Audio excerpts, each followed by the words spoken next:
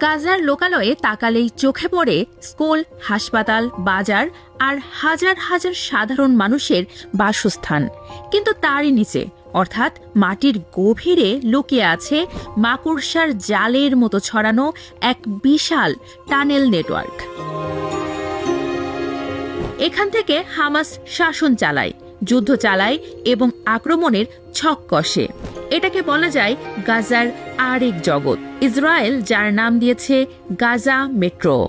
এই টানেলকে ধ্বংস করার জন্য অনেক আগে থেকেই প্রবল চেষ্টা চালিয়ে যাচ্ছে ইসরায়েল। তবে তা অনেকটা খড়ের গাদায় সূচ খোঁজার মতো, কারণ গাজায় ঠিক কতটা টানেল আছে তা বাইরের কেউই জানেন না। এর পুরো মানচিত্রও নেই ইসরায়েলের কাছে। ধারণা করা হয় প্রায় ১৩০০র মতো টানেল ছড়িয়ে ছিটিয়ে আছে গাজায়। অবাক হবার বিষয় হলো এই টানেলগুলো কোনো যন্ত্র দিয়ে খোঁড়া হয়নি, যাতে যন্ত্রের শব্দে ধরা না পড়ে যায় সে কথা ভেবেই হাতুড়ি, ড্রিল, শাবল ও কোদাল দিয়ে টানেলগুলো খুঁড়তে হয়েছে তাদের।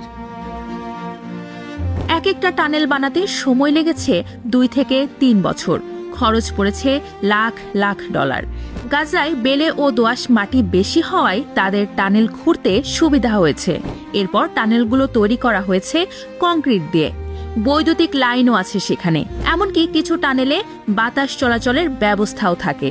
টানেলগুলো হামাসের সদস্যদের পাশাপাশি স্থানীয় শ্রমিকরাও টাকার বিনিময়ে খুঁড়েছে বলে জানা যায়।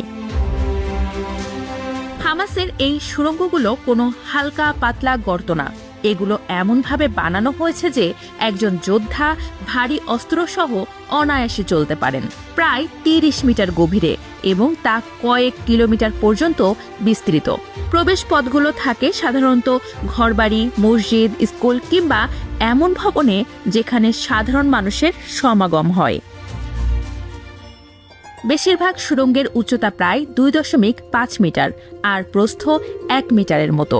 সুড়ঙ্গগুলোর দৈর্ঘ্য ১ থেকে ৩ কিলোমিটারের মধ্যে এবং এদের অনেক প্রবেশপথ ও অনেক শাখা থাকে।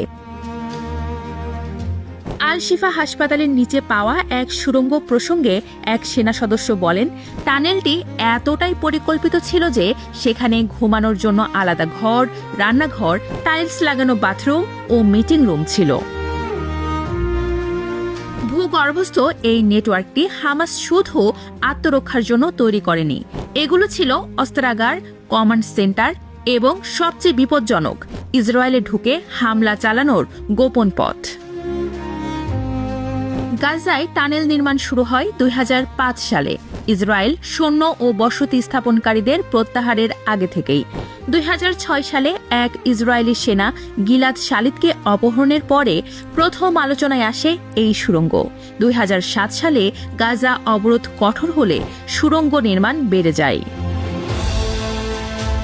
এসব টানেল দিয়েই মিশর থেকে পণ্য পাচার করা হতো, চাল ডাল থেকে শুরু করে অস্ত্র পর্যন্ত। পরের বছরগুলোতে হামাস এ অভিজ্ঞতা কাজে লাগিয়ে এই টানেল নেটওয়ার্ক গড়ে তোলে প্রতিরক্ষামূলক ও আক্রমণের কেন্দ্রবিন্দু হিসেবে। ইসরায়েলি সেনাবাহিনী দাবি করছে তারা এখন প্রায় লক্ষ্যে পৌঁছেছে। তবে সত্যি বলতে এই সুড়ঙ্গ নেটওয়ার্কের পূর্ণ মানচিত্র কারোরই হাতে নেই। এই প্রসঙ্গে ইসরায়েলের এক কর্মকর্তা বলেন, আপনি যা জানেন না তা আপনি ধ্বংস করতে পারবেন না। এমন আরও তথ্য পেতে ভিজিট করুন prothomalo.com/ভিডিওতে এবং প্রথম আলোর ফেসবুক পেজে। সাথে সাথে সাবস্ক্রাইব করুন প্রথম আলোর সব ইউটিউব চ্যানেলে। থাকুন ভালোর সাথে, আলোর পথে।